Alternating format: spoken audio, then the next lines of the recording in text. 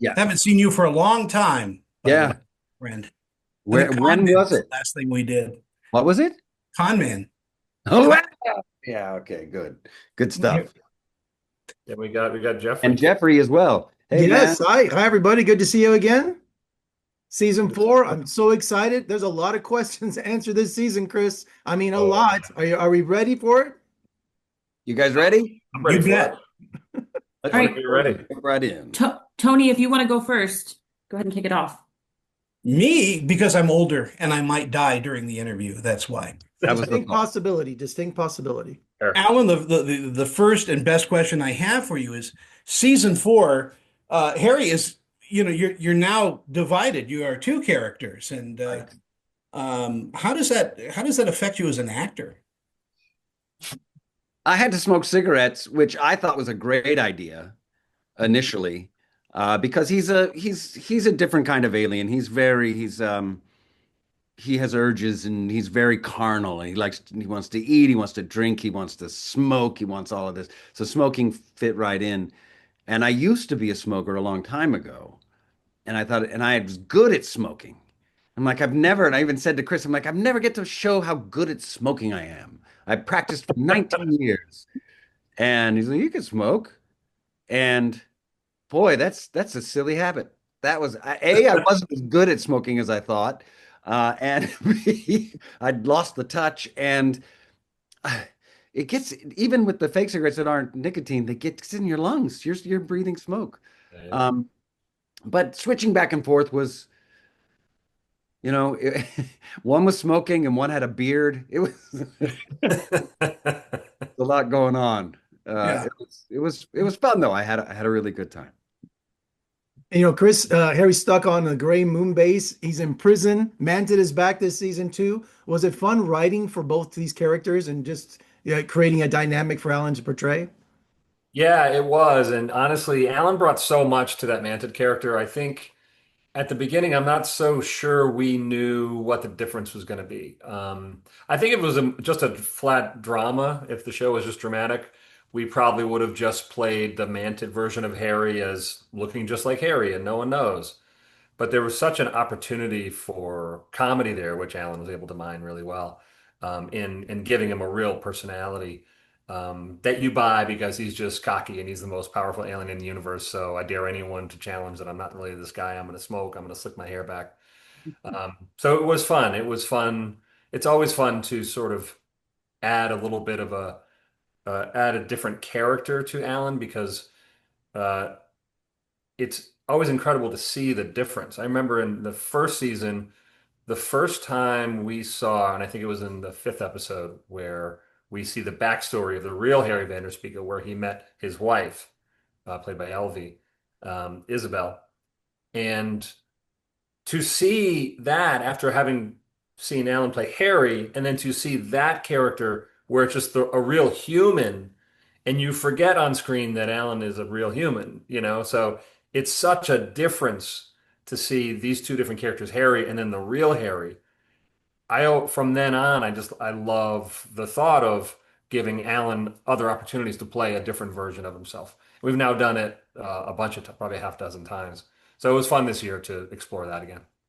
Chris, I had the blessing of having Rod Serling as a mentor, and I believe you're just carrying on this torch because you can do anything you want as long as the lead character is not human. So you can say anything you want, and we are learning so much about humanity from Harry, thanks Yeah. to you. Yeah, well, Rod Serling is one of my heroes. It's incredible you said that.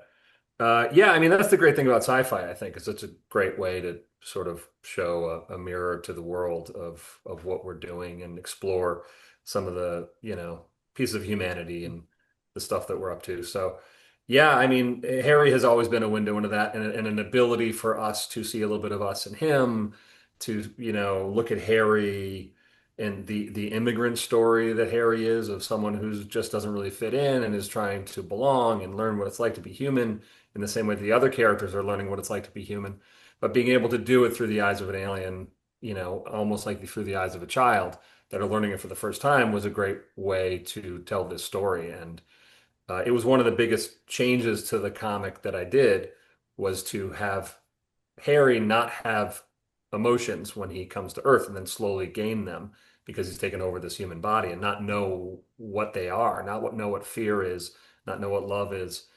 Was probably the biggest change I made to the comic, and I didn't know how successful it would be or how effective it would be, and it ends up being the entire show. So that was lucky and fortunate that it worked out.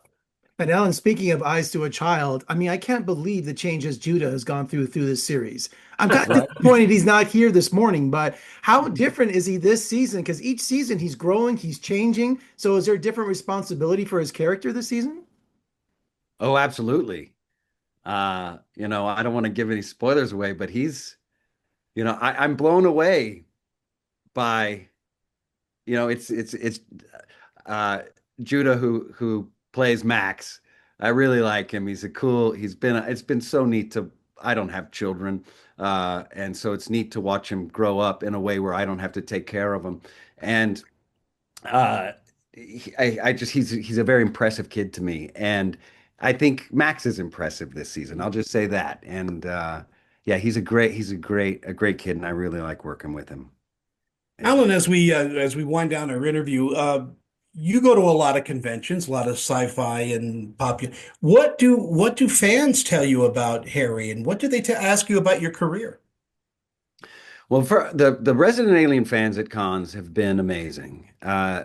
Before there was merch, which happened, I think, last year, merchandise, people were making their own, and a lot of people made their own. Like that they love the show so much, they're printing up their own stuff and coming in as families.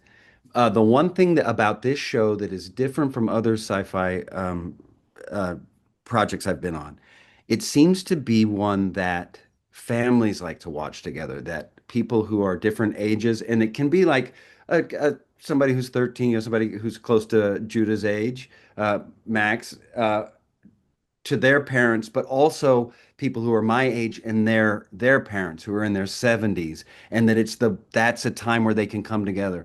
And I hear it again and again and again, and it is the most beautiful thing. It makes you remember why you do this. It's so easy, when it's not live theater, you just put it out and it's gone, and you don't know. That's what conventions are for, getting a chance.